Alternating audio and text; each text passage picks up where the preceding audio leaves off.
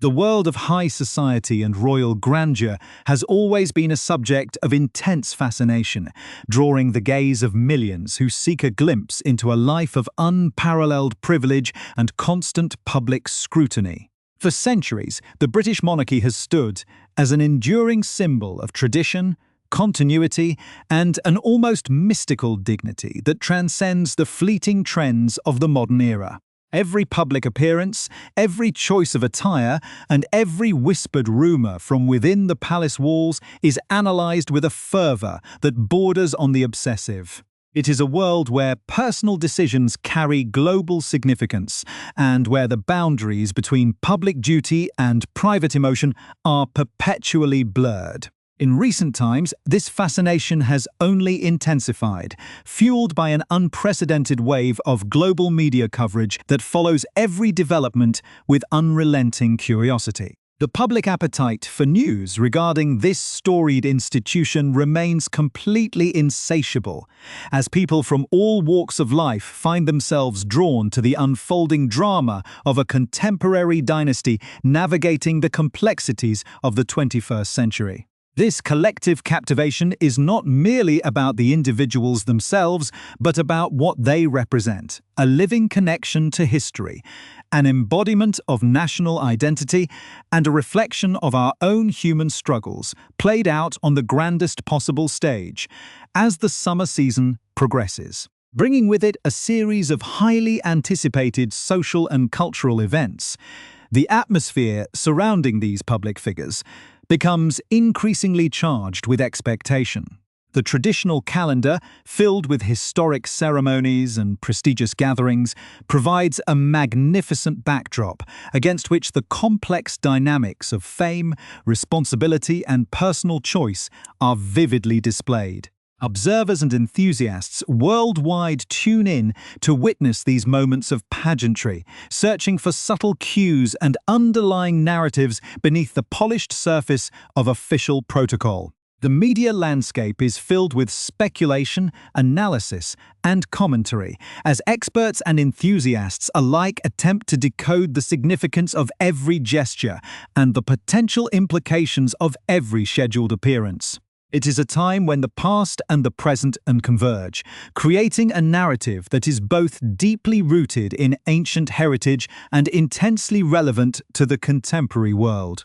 This ongoing story continues to capture the imagination of a global audience, proving that the allure of this historic institution remains as powerful as ever, even in an age of rapid change and shifting values. To stay fully updated on all the latest developments, deep insights, and exclusive analysis from this captivating world of tradition and global interest, please take a moment to subscribe to our channel. By subscribing, you ensure that you will never miss an updated report, an in-depth discussion, or a behind-the-scenes look at the events and individuals shaping this ongoing narrative. Our commitment is to bring you the most detailed, objective, and engaging coverage possible, keeping you informed and connected to the stories that matter most to audiences around the globe. Join our growing community of viewers who value thorough reporting and insightful commentary on the cultural touchstones and public figures that define our times. Your subscription helps us continue to produce high-quality content and deliver the comprehensive coverage you expect. So don't hesitate to hit that subscribe button now and become a vital part of our journey as we explore these fascinating stories together against this backdrop of heightened public interest and media scrutiny. A new wave of conversation has been ignited by recent reports appearing in prominent publications, sparking intense debate among commentators and the public alike. The narrative is shifting once again, drawing attention toward upcoming events that promise to bring familiar faces back into the global spotlight under circumstances that are already generating considerable discussion. The intersection of private life and public expectation is once again moving to the forefront, as observers begin to piece together the potential motivations and implications behind these anticipated developments. The dialogue is characterized by a mix of anticipation, skepticism, and genuine curiosity, reflecting the complex relationship between these public figures and the audience that follows their every move. As columns are written and broadcasts are prepared, the focus sharpens on what the coming weeks will reveal and how these events will shape the ongoing perception of a narrative that has gripped the public consciousness for years. The stage is being set for a new chapter, one that promises to explore the delicate balance between personal heritage and the relentless glare of international attention. The discussion is further complicated by the contrasting perceptions of different individuals within this grand narrative, each representing distinct paths and choices in the public eye. While some figures are celebrated for their steadfast adherence to traditional roles and their quiet, supportive presence during challenging times, others are viewed through a lens of continuous scrutiny regarding their strategic moves and public ventures. This duality creates a rich and multi-layered commentary where every action is weighed against the expectations of a global audience that demands both relatability and exceptional dignity. The media coverage often reflects these deep-seated divisions, offering varied interpretations of events that range from genuine admiration to profound cynicism. As the public engages with these reports, the underlying questions about authenticity, duty, and the true motives behind public appearances become more pressing, driving a conversation that extends far beyond the immediate headlines and touches upon deeper themes of loyalty, identity, and the price of fame in the modern world. In this atmosphere of speculation and heightened awareness, every piece of news is analyzed for its potential deeper meaning and long-term impact on the cultural landscape. The upcoming weeks are viewed as a crucial period that could provide new insights into the evolving dynamics of personal relationships and public responsibilities that have long been a source of global fascination. As the narrative unfolds, the audience is left to ponder the true nature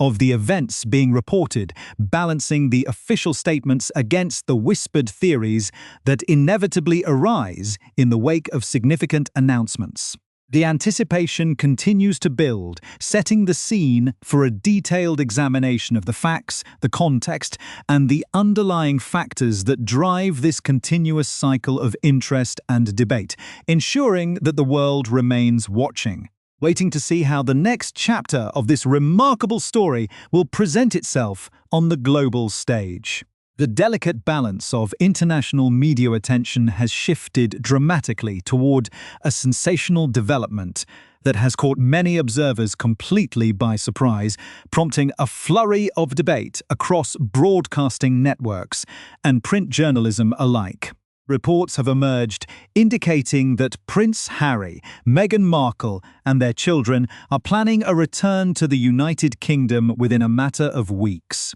An announcement that has immediately sent shockwaves through the public sphere and reawakened long-standing conversations about the fractured state of their familial relationships. This sudden development, which was prominently featured on the pages of major British publications, has left many wondering about the true catalyst behind such a decision, especially given the intense public scrutiny and mutual distance that have defined the past several years. For an audience that has watched this high-profile separation unfold with a mix of fascination and dismay, the news of an impending return brings a potent combination of anticipation and deep skepticism, raising urgent questions about how this visit will be received by both the public and the institution they left behind. Commentators have immediately begun parsing the stated reasons for this journey against alternative theories,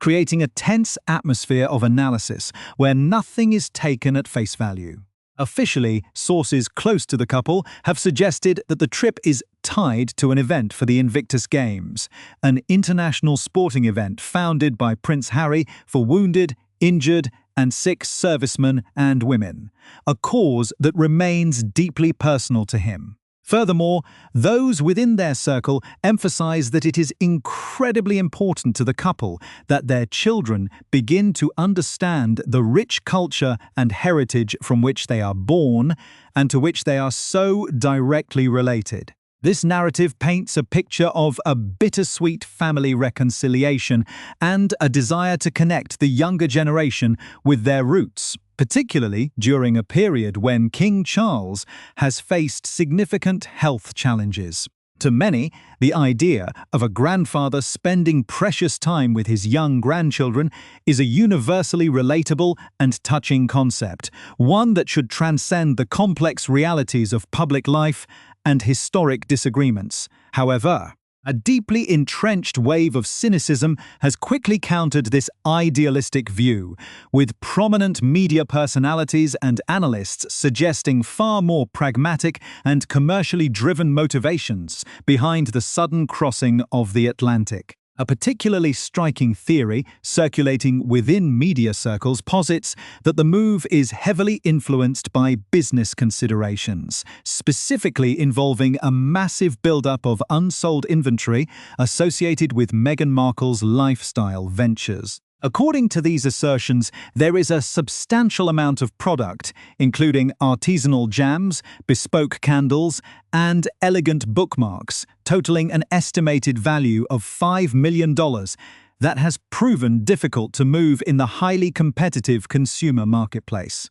Critics argue that the couple has long recognized the absolute necessity of maintaining a visible proximity to the historic prestige of the British monarchy in order to sustain their global brand and commercial appeal, noting that without this golden thread of royal connection, public interest and commercial viability risk fading away entirely. This perspective suggests that the insistence on utilizing formal titles, such as the Duchess of Sussex, is a calculated effort to remind the international market of their unique status, making a physical return to the United Kingdom a strategic necessity rather than a purely emotional family reunion.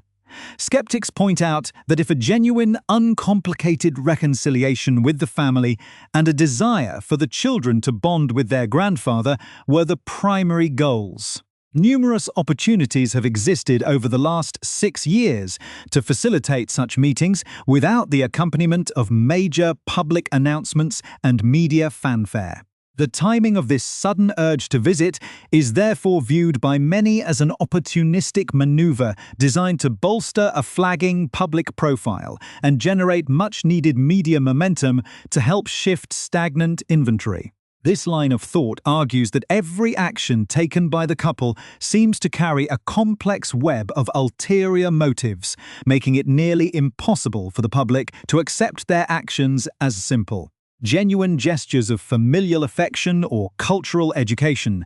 The tension is further amplified by the stark contrast between how the couple treats the different branches of their estranged families,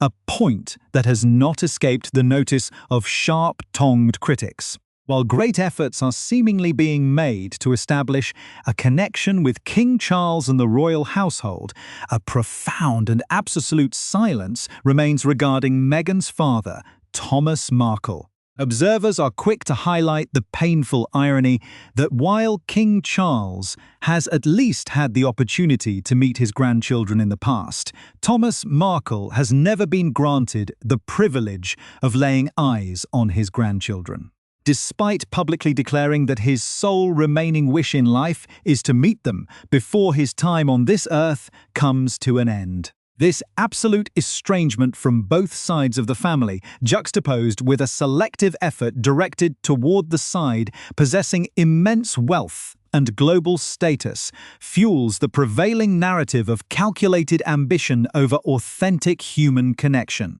leaving the public divided between those who feel a sense of sympathy and those who view the entire situation with deep-seated resentment. As the debate rages on, the British public remains deeply conscious of the past behaviours and public statements made by the couple since their departure, creating a formidable barrier of public opinion that they must navigate upon their return. The collective memory of a nation is long, and many citizens feel a sense of protective loyalty toward the monarchy, viewing any perceived slights or commercial exploitations of the institution with a high degree of disapproval. Suggestions have even been made in a lighter, though mocking, tone by media commentators that if the Duchess truly wishes to engage with the local culture and dispose of her excess inventory, she might consider participating in the traditional summer car boot sales that take place in the fields near Windsor, loading up a vintage vehicle to sell her jams and bookmarks directly to the public alongside regular citizens. While intended as satire, such commentary underscores the vast gulf that now exists between the couple's glamorous global aspirations and the grounded, often protective reality of the British public mood which they are about to re-enter, in sharp contrast to this swirling vortex of controversy and commercial speculation. The steady and dignified public presence of other key members of the royal household serves to highlight the deep divisions in public perception. Recent appearances by the Princess of Wales, Catherine, alongside her mother, Carol Middleton, at prestigious events like the Royal Ascot,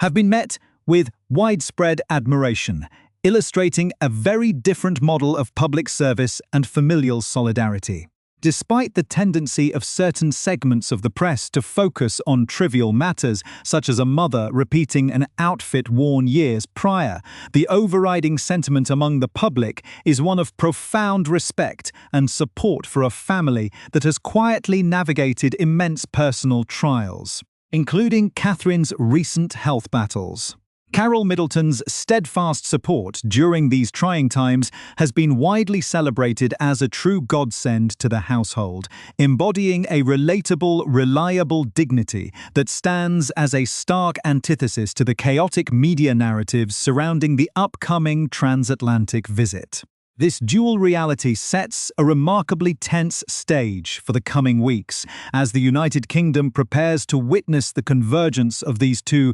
profoundly different approaches to royal life and public duty. The profound divergence in public sentiment between those who choose a path of quiet duty and those who exist in a state of perpetual self-marketing has become the defining lens through which the future of the British monarchy is viewed. As the public prepares for the imminent arrival of the Duke and Duchess of Sussex, the contrast with the current working core of the royal family has never been more striking or more heavily scrutinised. The Princess of Wales, Catherine, has increasingly come to be seen by commentators and citizens alike as the absolute saviour of the institution,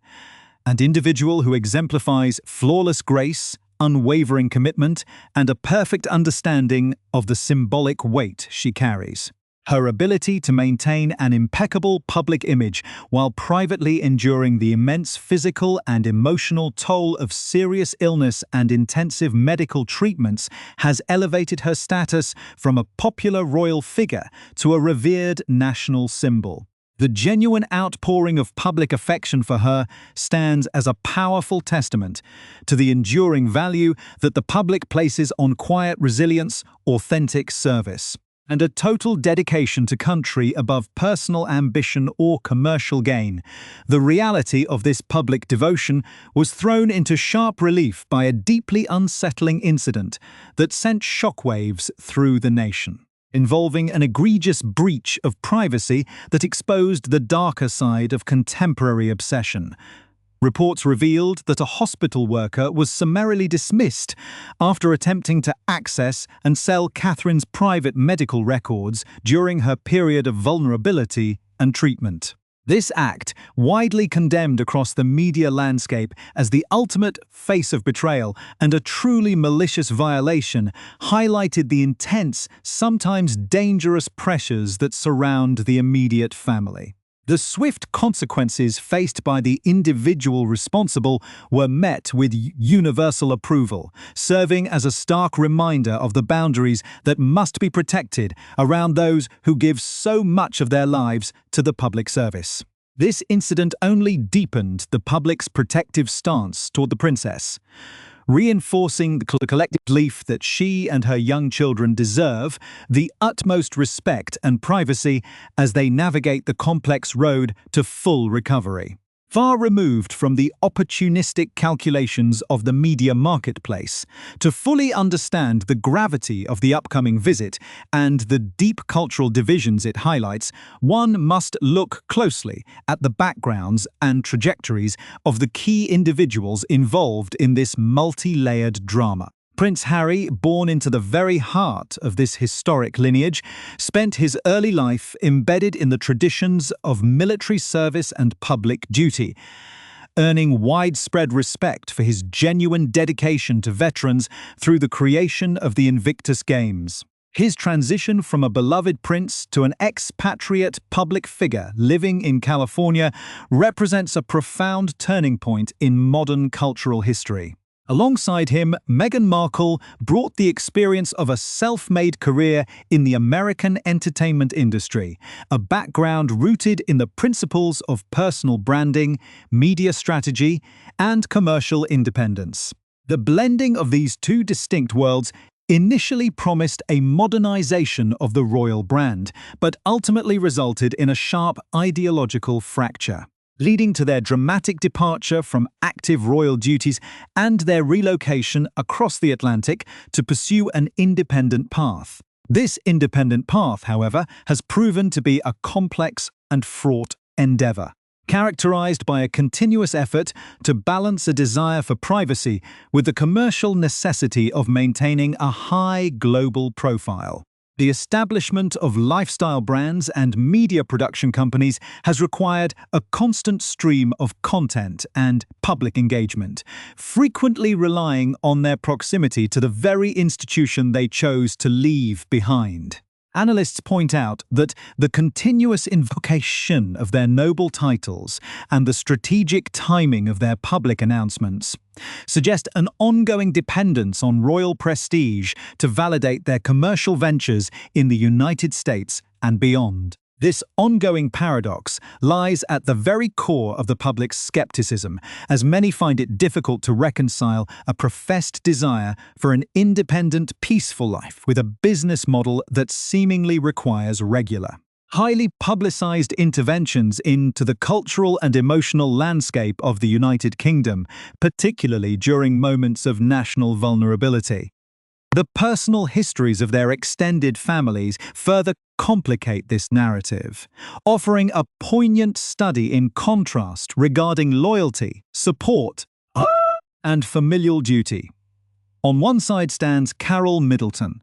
the mother of the Princess of Wales, whose background as a successful entrepreneur and devoted matriarch has earned her widespread praise. During the most challenging months of her daughter's illness, she stepped into the household with quiet efficiency, providing a foundational layer of stability and emotional support for her grandchildren and the future monarch. Her actions, entirely free from a desire for personal publicity or media validation, have solidified her reputation as a pillar of strength within the family structure. This stands in stark, unavoidable contrast to the public and painful estrangement of Thomas Markle, an Emmy-winning lighting director whose retirement years have been defined by a public separation from his daughter Meghan. The reality that he has never met his grandchildren despite his public pleas remains a powerful point of criticism for those who view the couple's selective family outreach as a sign of prioritizing status over basic human reconciliation as the dates of the anticipated visit draw closer. The broader cultural implications of this ongoing saga continue to reverberate across society, touching upon deep-seated questions of patriotism, national identity, and the meaning of traditional symbols. The debate over the couple's return coincides with a wider cultural conversations regarding national pride, exemplified by public discussions surrounding the display of historic symbols like the Union Jack flag. Commentators have noted a growing concern among some citizens that traditional expressions of patriotism are being sidelined or replaced by shifting modern narratives, a sentiment that fuels a desire for stability and continuity. For many, the monarchy represents the ultimate anchor in a rapidly changing world, and any perceived exploitation or dilution of its historic dignity is viewed with a high degree of concern. The upcoming visit is therefore seen not merely as a private family matter, but as a significant cultural event that will test the resilience of public affection and the boundaries of national identity. The international media landscape is already positioning itself for unprecedented coverage, with prominent journalists and broadcasters from around the world traveling to the United Kingdom to witness this highly charged convergence firsthand. Media figures have openly stated that they are keeping their suitcases packed, ready to cross the globe at a moment's notice to provide live commentary and analysis on every public appearance, every gesture, and every reaction from the public and the royal household. The sheer scale of the anticipated media presence ensures that this visit will be conducted under a metaphorical microscope, with every single detail analysed for its potential impact on the future of the institution and the global standing of the Sussex brand. It is an event where the stakes are incredibly high for all parties involved, representing a crucial juncture that could either begin to heal the long-standing fractures or permanently solidify the distance between the two worlds.